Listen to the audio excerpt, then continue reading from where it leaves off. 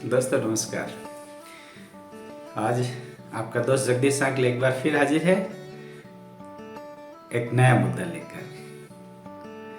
जी हाँ दोस्तों, आज मैं जिस मुद्दे के बारे में चर्चा करने वाला हूँ वो बहुत ही एक सुंदर मुद्दा है दोस्तों। मुद्दा है, कल रावण दहन में गया था मैं, रावण का दहन हो रहा था, शाम का समय और रावण का दहन। मेरे मन में एक विचार आया, आखिर में प्रतिवर्ष रावण का ही दहन क्यों किया जाता है? उसका भाई कुंभकर्ण, पुत्र मेघनाद, इनके पुतले क्यों जलाए जाते हैं? फिर इसके बारे में मैंने सोचा कि रावण का दहन प्रतिवर्ष क्यों किया जाता है। क्या वजह थी कि रावण का दहन प्रतिवर्ष किया जाता है? इस मुद्दे के ऊपर सोचा और सोचने के बाद मैंने ये निर्णय किया, इस निष्कर्ष के ऊपर पहुंचा कि कौन रावण नहीं है। रावण तो घर घर में बैठा है। कौन है जो रावण नहीं? रावण को क्यों जलाया जाता है प्रतिवर्ष? ऐसा क्या किया था रावण ने कि उसको प्रतिवर्ष जलाया जाता है? तो मैं इस निष्कर्ष के ऊपर पहुंचा कि रावण बहुत विद्वान था, महापंडित था, ज्ञानी था, शिव भक्त था, बलवान था, दशानंद कहलाते थे सर, 10 सिर वाला, इतना चतुर ज्ञानवान व्यक्ति को प्रतिवर्ष क्यों जलाया जाता? तो मेरे एक चीज समझ में आई कि उस व्यक्ति के अंदर मुझे 2-3 कमियां नजर आई। पहली तो यह थी कि उसके अंदर एक अहंकार आ गया था, एक अहम आ गया था, घमंड आ गया था। यह भी एक वजह थी। उसका नाश होना जरूरी था, क्योंकि जिस व्यक्ति के अंदर अहंकार हो, अभिमान हो, घमंड हो, भाई उसका तो विनाश होना जरूरी है। लेकिन सबसे बड़ी बात जो मैं चीज समझ पाया हूं वो था कि रावण ने सीता जी का हरण किया। यानी सीता जी जो राम जी की पत्नी थी, उसका उसने अगवा किया, उसका हरण करके ले गया, अपहरण कर दिया, यूं कहते हैं, जबरदस्ती अपने साथ में ले गया। उसकी मंशा थी कि मैं इस सुंदर महिला के साथ में विवाह करूंगा। इस वजह से रावण जी ने राम का वध किया। अब उसे प्रतिवर्ष जलाया जाता है। लेकिन दोस्तों, यह बात सोचने की है कि चूंकि रावण ने राम जी की पत्नी का हरण किया था, इसलिए उसको प्रतिवर्ष जलाया जाता है। लेकिन आप जरा समझिए तो, आज के इस युग में कितने ऐसे लोग हैं जो दूसरों की पत्नियों के ऊपर कुदृष्टि डालते हैं, जो दूसरों की पत्नियों को ले जाते, शादीशुदा महिलाओं को ले जाते, उनके साथ में शादी कर लेते, उनके साथ विवाह कर लेते। सोचिए, यदि मैं झूठ कह रहा हूं तो बताइए।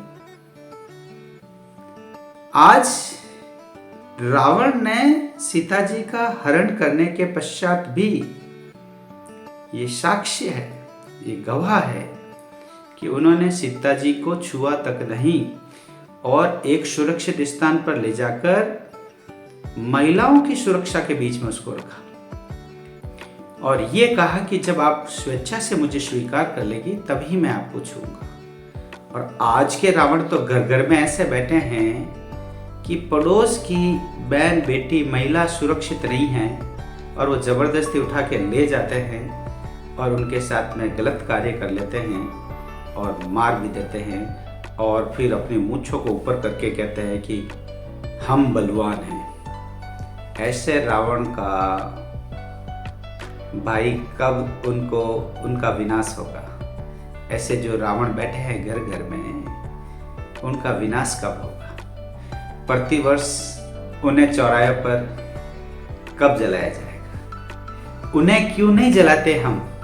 ऐसे रावण को हम क्यों नहीं जलाते? जो भाई उस रावण ने भी तो वही किया था, इसलिए हम चलाते हैं। तो फिर ऐसे रावणों को हम क्यों नहीं जलाते जो दूसरों की बहन बेटियों के ऊपर कुदृष्टि डालते? ये बात है सोचने की, और ये है मेरा मुद्दा। कौन रावण नहीं है, ये है मेरा मुद्दा। क्या आप रावण नहीं हैं? क्या मैं रावण नहीं हूं? जरा अपनी आत्मा से पूछिए। दोस्तों, मेरा यह मानना है कि एक व्यक्ति दुनिया से झूठ बोल सकता है, लेकिन अपने आप से झूठ नहीं बोल सकता। जब आप किसी से बात करते हैं, किसी महिला को देखते हैं, किसी लड़की को देखते हैं, किसी सुंदरता को देखते हैं, आपकी आंखें सबसे पहले कहां जाके टकराती? इस तरफ अपने आप से पूछिएगा। अपने आप से पूछिएगा, किसी से पूछने की जरूरत नहीं है। आपकी आंखें क्या देखती है? और ऐसी कुदृष्टि रखने वाले रावण को, ऐसे कुदृष्टि रखने वाले जितने भी पुरुष हैं, जो अपने आप को महापुरुष भी कहते होंगे, ज्ञानी भी कहते होंगे, बलवान भी कहते होंगे, ताकतवर भी कहते होंगे, उनको घर में क्यों रखा गया है? उनको चौराहों पे क्यों नहीं जलाया जाता है? आज हम जितने भी केसेस न्यूज़पेपर में, टीवी पे हम पढ़ते हैं, जो बहन बेटियों के साथ में जो दुराचार हो रहा है, वो बड़े खुलेआम कोर्ट से बच के आ जाते हैं। फिर उन्हें फांसी की सजा क्यों नहीं होती? उन्हें चौराहों पे क्यों नहीं जलाया जाता है? उनका दहन क्यों नहीं किया जाता है? भाई, वो भी तो रावण है ना। उस रावण में इस रावण में क्या फर्क है? बल्कि यदि तुलना करेंगे तो आप पाएंगे तो वो तो ज्ञानी थे, महापंडित, शिव भक्त। और आज के इन रावणों को देखो, क्या वो ज्ञानवान है? क्या बुद्धिमान है? शिव भक्त तो बहुत दूर की बात है। शिव जी की भक्ति करने वाला तो ऐसा हो ही नहीं सकता। ये बात है। तो ऐसे रावण को जलाना जरूरी है। हमारे समाज से, हमारे घर से और हमारे देश से उन्हें बहिष्कृत करना बहुत ज़रूरी है। दोस्तों, ये बात समझने की है। और मेरा उनसे भी कहना है, उन बहनों से, उन बेटियों से, उन महिलाओं से जो सुर्फ नका बनी हुई है। सुर्फ नका के बारे में जानते हैं ना आपने? जो पर पुरुष के ऊपर कुदृष्टि डालती है, जो शादीशुदा पुरुष के ऊपर अपनी कुदृष्टि डालती, जिस फिर उसका नाक काटा गया। तो ऐसी सुर्फ नकाओं के भी तो नाक कटने बहुत जरूरी है। जो एक शादीशुदा पुरुष हो, जो पड़ोस में रहने वाले हो, कोई दूसरी जगह रहने वाले हो, उनके ऊपर कुदृष्टियां डालती है, उनके भी तो नाक कटने जरूरी है। ये सोचने की बात है दोस्तों। मुद्दा मेरा यह है कि हम जिस समाज में रह रहे हैं, हम जिस देश में रह रहे हैं, हम जिस परिवार में रह रहे हैं, वहाँ पर संस्कारों की कमी हो गई है। हम अपने बच्चों को संस्कार क्या दे रहे हैं? कहते हैं कि जिस घर का मुखिया ही खराब हो, जैसा उसका मुखिया होगा वैसी ही उसकी जनरेशन होगी। जिस देश का राजा यदि सही नहीं है तो प्रजा से उम्मीद नहीं कर सकता। इसी प्रकार के घर का यदि मुखिया सही नहीं है तो वो अपने औलादों से अच्छाई की उम्मीद नहीं कर सकता। ये सच्चाई है दोस्तों, विचार करने की। तो हम अपने अंदर झांकें, हम अपने अंदर देखें, चाहे वो भाई हो, बहन हो, बेटी हो, चाहे कोई भी महिला हो या पुरुष हो जिनसे मैं बात कर रहा हूँ, ये समझने की जरूरत है। हम अपने अंदर झांके, अपने अंदर अपने आप से पूछें कि क्या हम रावण हैं, क्या हम शूर्पणखा हैं? ये बात सोचें। यदि रावण हैं तो रावण के जो अवगुण थे उन्हें दूर कर दें, आप पूजने योग्य हो जाएंगे। यदि आप शूर्पणखा है तो शूर्पणखा के गुण को त्याग कर दीजिए, आपकी चारों तरफ वाह होने शुरू हो जाएगी। ये बात है, जरा समझिएगा। मुझे पता है कि मेरी बात आपको बुरी लग सकती है, क्योंकि मैंने सबको कहा कि घर घर में रावण है, और ये मैंने आपको कहा कि आप सबसे झूठ बोल सकते हैं, अपने आप से झूठ नहीं बोल सकते। भाई, आप कितने राम हैं अपने आप से पूछिए, कितने रावण हैं अपने आप से पूछिए, कितने लक्ष्मण हैं अपने आप से पूछिए, कितनी माँ सीता है अपने आप से पूछिए, और कितनी शूर्पणखा है।